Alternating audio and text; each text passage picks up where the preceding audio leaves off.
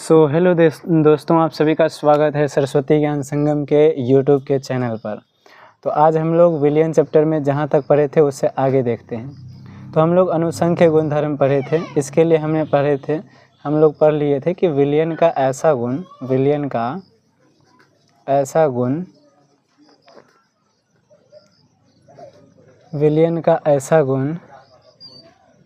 जो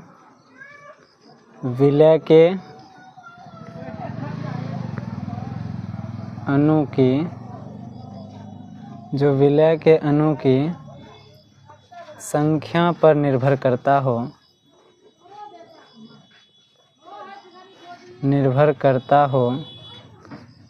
या फिर करता है, प्रकृति पर नहीं,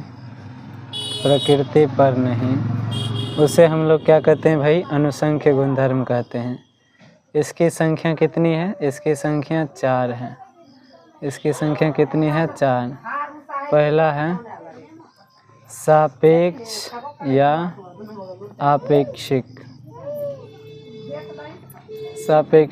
आपेक्षिक वाष्प दाब में अवनमन। उसके बाद दूसरा अगर आप देखिएगा तो दूसरा हो जाएगा आपका हिमांक में अवनमन।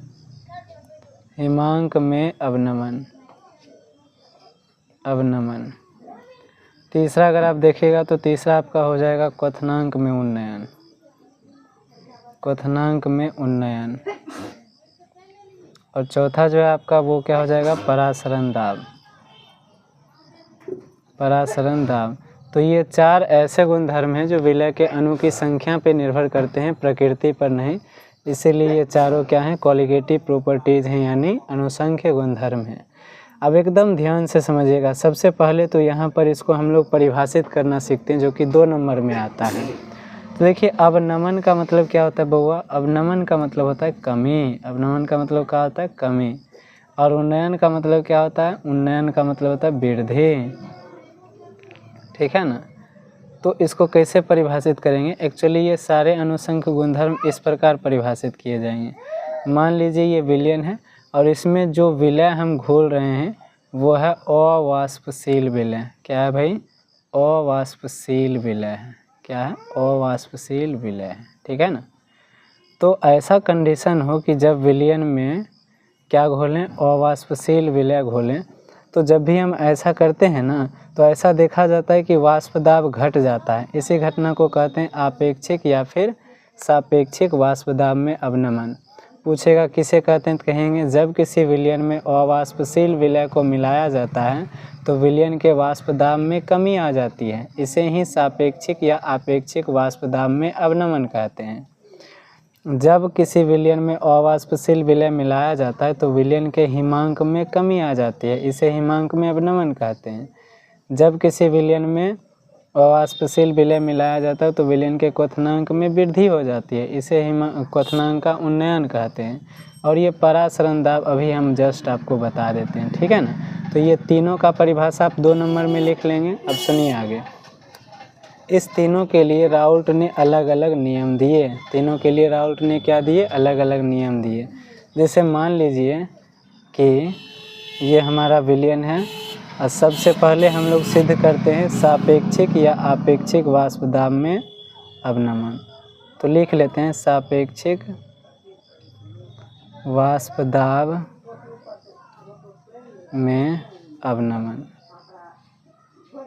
या फिर इसको ऐसे लिखा जाता है और भी ये शुद्ध में ऐसे कहेंगे, वाष्प दाब में आपेक्षिक अवनमन या फिर सापेक्षिक अवनमन। शुद्ध यही होता है।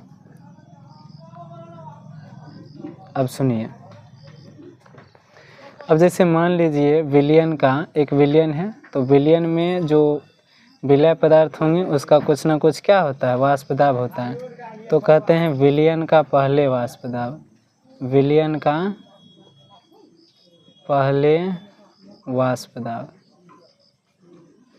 तो मान लेते हैं इसको P1, क्योंकि प्रेशर ही होता है वाष्प दाब। और विलयन का बाद में वाष्प दाब, जब अवाष्पशील विलय मिला दिए तब, मिलाने से पहले और मिलाने के बाद। विलयन का बाद में कौन सी जी, वाष्प दाब, और इसको हम लोग मान लेते हैं क्या, P2। तो चूँकि हमको पता है कि वाष्प दाब में कमी आती है, तो वाष्प दाब में अवनमन क्या हो जाएगा, यानी कमी क्या हो जाएगा।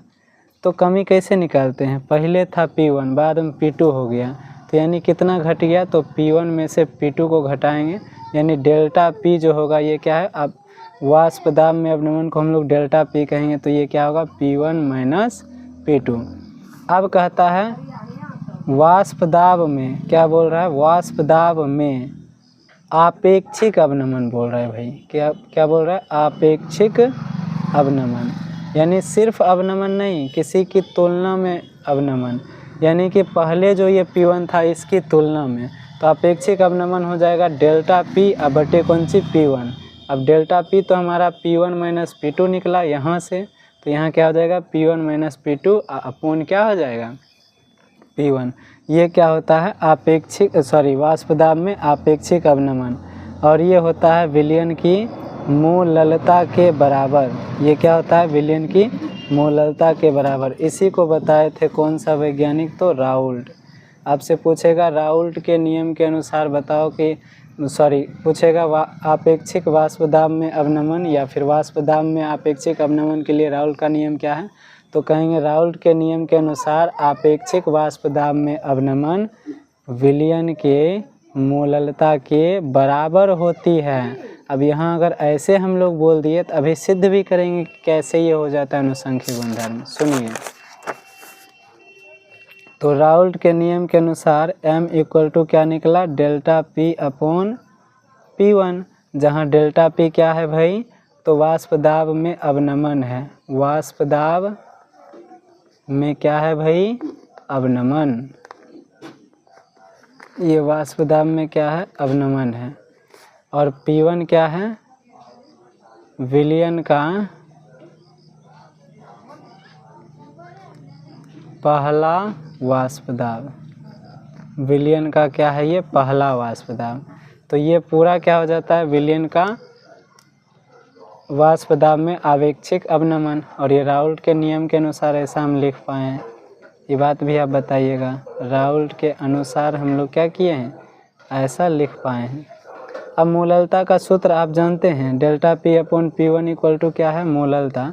तो मोललता का सूत्र क्या होता है भाई, मोललता क्या होता है, मूल अबटे कौन सी, मूल बटे हो जाएगा उसका द्रव्यमान केजी में। तो द्रव्यमान को तो हम लोग कैपिटल W से लिखते हैं, और मल्टीप्लाइड बाय क्या हो जाता है, 1000 हो जाता है, ठीक है ना।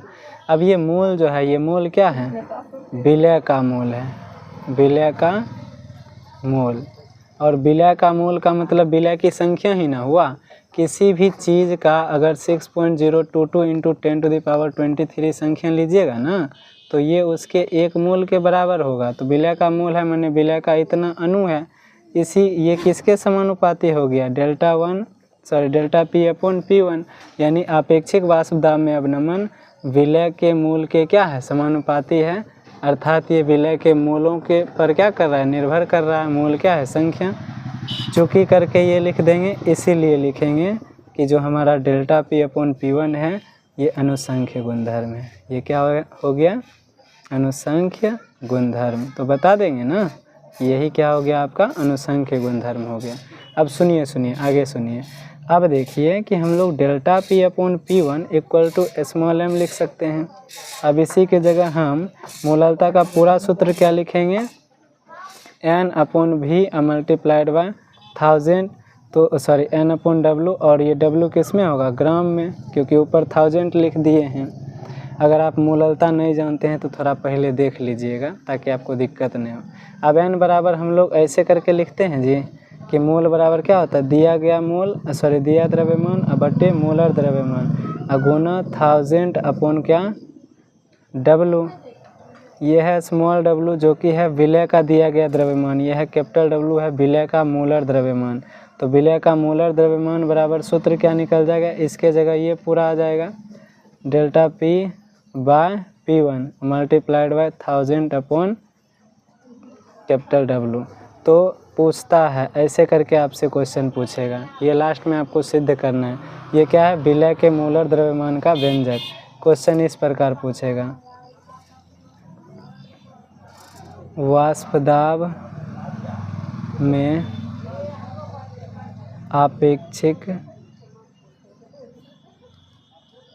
आपेक्षिक अवनमन से आप क्या समझते हैं? क्या समझते हैं?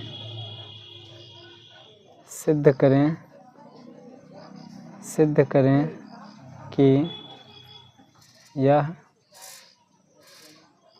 अनुसंख्य गुणधर्म है एवं साथ ही क्या भाई? एवं साथ ही विलय के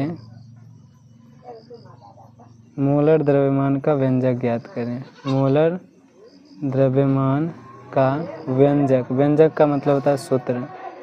व्यंजक ज्ञात करें। तो देखिए, पहले तो ये परिभाषा दे देंगे। सिद्ध कर लिए कहाँ से? यहाँ से। ये वाला फॉर्मूला जब लिखे तो देखें न कि विलय के मोल का समानुपाती है, तो बोल दिए अनुसंग गुणधर्म, सिद्ध कर दिए। और नीचे मोलरता का सूत्र बैठाए और हमें प्राप्त हो गया क्या? कि ये विलय का मोलर द्रव्यमान का सूत्र ये हो जाएगा। अब चलिए हम लोग दूसरा अनुसंख्य गुणधर्म देखते हैं, जो कि है हिमांक में अवनमन। अब सब फटाफट देखते जाएंगे। अब है हिमांक में क्या भाई? अवनमन। चलिए देखते हैं। तो मान लीजिए फिर से विलयन का पहला जो हिमांक है, यानी पहले का हिमांक। अब थोड़ा भाषा आप अपने से लिख लीजिएगा। पहले का हिमांक चूँकि क्या है, ये टेम्परेचर है, तो T1 मान लिए। और बाद का क्या मान लिए? बाद का मान लिए T2। अब देखिए हिमांक में अवनमन है ना जी। अवनमन माने घटा, यानी ये बड़ा होगा, ये छोटा होगा। सॉरी, T1 बड़ा होगा, T2 छोटा होगा। तो हिमांक में अवनमन क्या हो जाएगा? बड़ा वाला में से छोटा वाला घटाइए, T1 माइनस T2। अब इसी को हम लोग डेल्टा T लिखते हैं। ये क्या होता है? T1 माइनस T2 हो गया, T1 माइनस T2। अब राउल्ट यहाँ भी एंट्री मारते हैं और कहते हैं हिमांक में अवनमन जो है, ये जो है हिमांक में अवनमन, ये विलय के मूलरता क्या? मूलरता के बराबर नहीं होता है, मूलरता के समानुपाती होता है। इतना बात कहते हैं कौन? राउल्ट जी। तो इतना बात कह दिए तो उसी से सब कुछ हो जाएगा। अब देखिए समानुपाती चिन्ह हटाएंगे तो क्या लाना पड़ेगा? कोई स्थिरांक। स्थिरांक यहाँ पे लाते हैं कौन सी? Kf मतलब फ्रीजिंग पॉइंट। हिमांक क्या होता है? फ्रीजिंग होता है। तो Kf लेते हैं और यहाँ क्या लिख लेते हैं? m। यहाँ पर जो Kf है ये एक नियतांक है। ये क्या है? नियतांक। और इसको हम लोग कहेंगे हिमांक। इसको हम लोग सीधे कह सकते हैं अवनमन स्थिरांक। क्या कह सकते हैं? अवनमन स्थिरांक। एक बात जानते हैं? नहीं जानते हैं तो सुनिए ध्यान से। ये भी पूछता है कि भाई अवनमन स्थिरांक से आप क्या समझते हैं? तो अवनमन स्थिरांक क्या होता है? Kf बराबर क्या हो जाएगा? Delta T upon capital M। तो क्या कहेंगे? किसी विलयन के हिमांक में अवनमन एवं विलयन की मोलरता के अनुपात को क्या कहते हैं? अवनमन स्थिरांक कहते हैं। बोल दीजिएगा। अब देखिए यहाँ तक अगर बात आ ही गई है तो देखिए चूँकि delta T equal to Kf M, तो M का अगर आप फॉर्मूला जानते हैं मोलरता का तो क्या होता है? मोल बटे लीटर। यानी क्या लिख सकते हैं यहाँ? विलय का मोल अब बटे विलयन का आयतन। तो देखिए यहाँ से एक चीज़ आपको मिल गया कि डेल्टा T समानुपाती है फिर से विलय के मोल का। अब आपको पता चल गया हम ऐसा लिखें तो क्या लिखेंगे आगे लिखेंगे। इसीलिए डेल्टा T यानी कौन सी? हिमांक में अवनमन बराबर अनुसंख्य गुणधर्म। यानी ये कौन सी हो गया भाई? अनुसंख्य गुणधर्म। अब जब ये बात लिखिए दिए हैं तो बस सिद्ध कर देते हैं कि विलय के मोलर द्रव्यमान का सूत्र क्या होगा। तो देखिए डेल्टा T बराबर क्या हो जाएगा? Kf और कैपिटल M। तो डेल्टा टी बराबर के एफ और कैपिटल एम के जगह क्या लिखेंगे, small W upon capital M multiplied by 1000 upon भी। और यहाँ से क्या हो जाएगा, कैपिटल एम इक्वल टू, ये एम इक्वल टू क्या हो जाएगा, यहाँ पे कौन आ जाएगा, डेल्टा टी, तो क्या लिखेंगे के F W upon delta T multiplied by 1000 upon भी। और यही हो जाएगा विलय के मोलर द्रव्यमान का कौन सी सूत्र, व्यंजक। तो ये भी हम निकाल लेंगे। अब हम लोग आगे बढ़ते हैं और आगे हम लोग सीखेंगे क्या, क्वथनांक में उन्नयन क्या है। तो आपको क्या पता चल गया अभी तक कि 2 क्वेश्चन हम लोग 5 नंबरिया उड़ा दिए हैं मात्र 15 मिनट में। अब देखिए, अब है क्वथनांक में उन्नयन। तो क्वथनांक में उन्नयन को ध्यान से देखते हैं। अब मान लेते हैं फिर से पहले का विलयन का क्वथनांक था, पहले का विलयन का क्वथनांक मान लेते हैं T1 था, और बाद में जब उसमें अवाष्पशील विलय मिला दिए तो बाद का जो क्वथनांक आया उसको मान लिए T2, उसको क्या मान लिए T2। अब है क्वथनांक में उन्नयन भाई। तो क्वथनांक में उन्नयन का मतलब क्या समझते हैं कि पहले कम था बाद में ज़्यादा हो गया। क्वथनांक में उन्नयन तो अब देखिए, तो इसका मतलब है T2 में से ना T1 घटाएंगे, डेल्टा T बराबर यहाँ क्या हो जाएगा T2 माइनस T1। क्यों, क्योंकि पहले ज़्यादा था, कितना बढ़ा हुआ ऐसे करके पता चलेगा। अब फिर से राहुल चचा आते हैं और कहते हैं देखो बेटा, यहाँ पर भी जो डेल्टा T है ना भाई, ये समानुपाती हो तो हर मोलरता का। अब इहो बात समझ लेते हैं कि मोलरता के समानुपाती होते तो का होते, तो यहाँ पर भी समानुपाती चिन्ह हटते तो कोनो स्थिरांक कहते ना, तो यहाँ के भी आ जाए छे, तो के भी क्या हो जाता है, यहाँ पे के भी हो जाता है। यहाँ पे पहले तो नियतांक, और इस नियतांक को हम लोग क्या बोलते हैं, इसको बोलते हैं उन्नयन स्थिरांक। क्या बोलते हैं, उन्नयन स्थिरांक। फिर न मार के पूछेगा 2 नंबर में भाई उन्नयन स्थिरांक किसे कहते हैं, तो कहेंगे उन्नयन स्थिरांक क्वथनांक में उन्नयन और विलयन के मोलरता का अनुपात होता है। 2 नंबर एक है फॉर्मूला आ गया आपका। अब चूँकि डेल्टा टी इक्वल टू क्या है भाई, तो है के बी कैपिटल एम, तो इसी को और इलेबोरेट करके लिखेंगे डेल्टा टी इक्वल टू के बी मल्टीप्लाइड बाय, ये क्या हो जाएगा विलय का मोल और विलयन का आयतन, विलयन का आयतन। तो यहाँ से एक चीज़ आप देख सकते हैं कि फिर से जो डेल्टा टी है वो विलय के मोल के क्या है भाई, समानुपाती है। तो इसका मतलब है कि डेल्टा टी भी क्या हो जाएगा, अनुसंख्य गुणधर्म, अणु की संख्या पर निर्भर कर रहा है, तो ये भी क्या हो जाएगा अनुसंख्य गुणधर्म। अब इसके बाद ये सिद्ध कर दिए, चूँकि इसलिए लगा दिए। अब हमको बस फार्मूला निकालना है विलय के मोलरता का, तो क्या लिखेंगे के बी, और चलिए मोलरता का सूत्र लिखिए, तो small W upon capital M multiplied by 1000 upon भी। तो यहाँ से कैपिटल एम इक्वल टू हो जाएगा आपका K B into small W upon capital M, delta T ना, डेल्टा टी यहाँ आ जाएगा मल्टीप्लाइड बाय 1000 अपॉन भी। तो ये हो जाएगा, ठीक है ना। तो ये हो गया विलय की मोलरता का सूत्र। अब हम लोग देख लेते हैं थोड़ा परासरण दाब को। तो सबसे पहले आप तनी समझिएगा परासरण, तब न समझिएगा परासरण दाब क्या है। तो सुनिए भाई, देखिए जना ये पेड़ पौधा है जी, पेड़ पौधा का जड़ है। अब पेड़ पौधा में जो कोशिका होता है उसको पादप कोशिका कहते हैं। तो पादप कोशिका में न सबसे ऊपर में सबसे बाहर एगो झिल्ली होता है, जिसको हम लोग कहते हैं कोशिका भित्ति। कोशिका भित्ति के अंदर जो झिल्ली होता है उसको कहते हैं अर्धपारगम्य झिल्ली या फिर कोशिका झिल्ली। अर्धपारगम्य झिल्ली जो होता है ना, ये छोटे अणु वाले पदार्थ को जोड़ने देता है, बड़े अणु वाला नहीं। जैसे चीनी और पानी मिलाइएगा, कौन सी मिलाइएगा, चीनी और पानी। तो आपको पता है चीनी का जो अणु होगा वो बड़ा बड़ा होगा और पानी का अणु पतला होगा, छोटा होगा। तो इस वाले अर्धपारगम्य झिल्ली से होकर कौन सी जाता है, पानी जाता है, H2O ही जाता है पेड़ पौधा के जड़ में, ठीक है, और कुछ नहीं जाता है। ये तो एग्जाम्पल जस्ट बताएं। अब पानी कौन सी होता है भाई, विलायक न होता है, और ई कौन सी होता है, विलय। तो अर्धपारगम्य झिल्ली केवल किसको जोड़ने देती है, विलायक को, विलय को नहीं। तो मान लीजिए एक विलयन है हमारे पास, और इस विलयन में एक तरफ जो है हम कुछ बिलियन ए रख लिए, क्या रख लिए, बिलियन ए, और एक तरफ हम क्या रख लिए, बिलियन बी, ठीक है ना, बिलियन बी।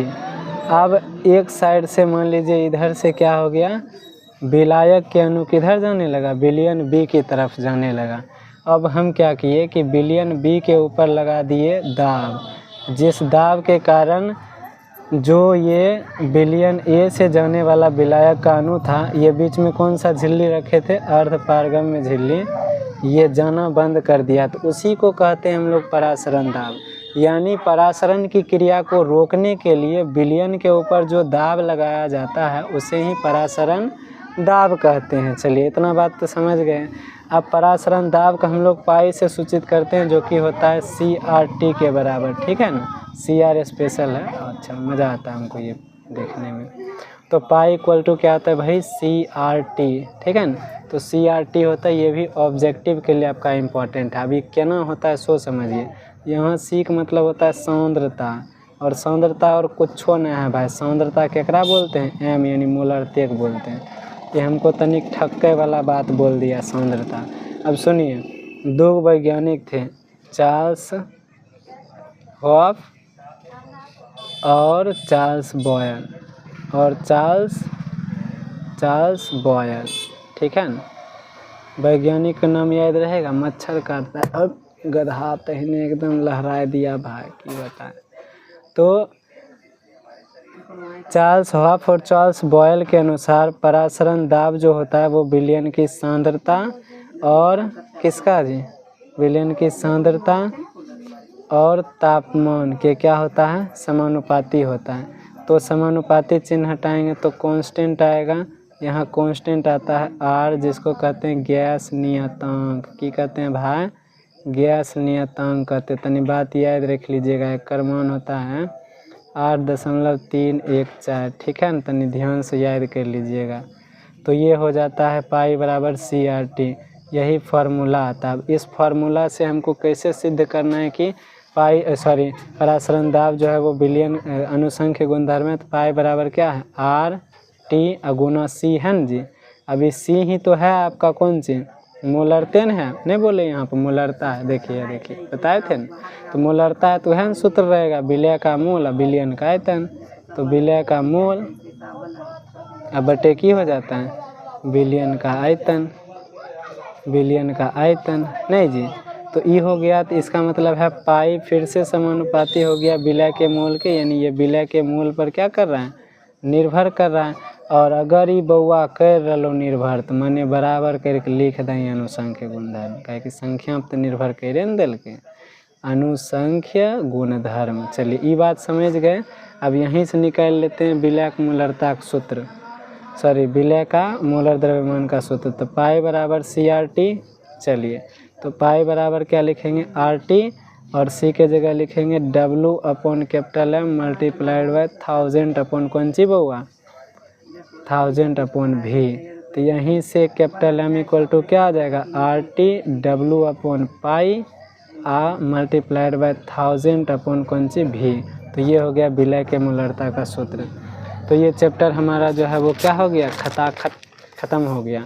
एक बोलता है समपरासरी विलयन किसे कहते हैं, परासरी विलयन।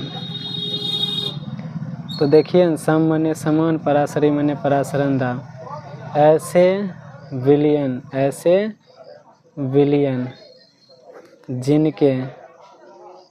जिनके द्वारा होने वाले परासरण क्रिया को रोकने के लिए समान परासरण दाब का प्रयोग होता है, उसे समपरासरी विलयन कहते हैं। समपरासरी, देखिए भाषा उतना नहीं समझ में आएगा, सुनिए। जैसे देखिए मान लीजिए यह है विलयन A, ऐसे लिखते हैं, सॉल्यूशन A है, ठीक है ना। इस सॉल्यूशन का विलय है, इधर ये फुल सॉल्यूशन बन रहा है, इधर से विलायक के अणु इधर जाते हैं, ठीक है ना। तो यहाँ पे जैसे दाब लगाया तो मान लीजिए लगा दिया 100 एटीएम या फिर 100 बार, एक के बात है, वायुमंडलीय दाब होता है ये, तो इतना लगा दिया। चलिए ठीक है। अब हमारे पास है सॉल्यूशन बी, ठीक है ना। और सॉल्यूशन बी में भी विलायक के अणु जब विलयन में आ रहे हैं तो इस पर भी कितना दाब लगाना है, 100 ही एटीएम। इसका मतलब है इसका इस दोनों विलयन के परासरण दाब का मान क्या है, बराबर है। तो सॉल्यूशन ए और सॉल्यूशन बी, सॉल्यूशन ए और सॉल्यूशन कौन सी है, बी, दोनों एक दूसरे के क्या होंगे, समपरासरी विलयन होंगे। तो आई होप कि ये चीज़ आपको समझ में आ गई होगी। Thanks for watching this video and आप सभी को एक खुशखबरी दें, एक नया चैनल है हमारा, उसका नाम है कुमार चित्रसेन सर। शॉर्टे में लिखिएगा, चुपचाप बताइएगा नहीं केवल, ठीक है ना। इस पर हो सकता है अगर हमको अभी छुट्टी मिल जाएगा तो खूब जो इम्पोर्टेंट और क्वेश्चन होगा ना करा देंगे।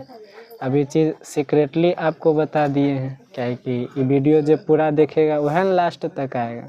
तो चलिए ठीक है, वहाँ पे आप सब्सक्राइब कर लीजिएगा, तनी कोशिश करके कराइयो दीजिएगा एक आध गो,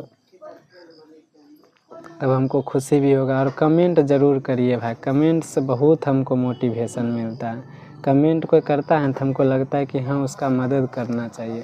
तो ठीक है प्यारे मित्रों साथियों, मिलते हैं नेक्स्ट एपिसोड में, तब तक के लिए जय हिंद, वंदे मातरम।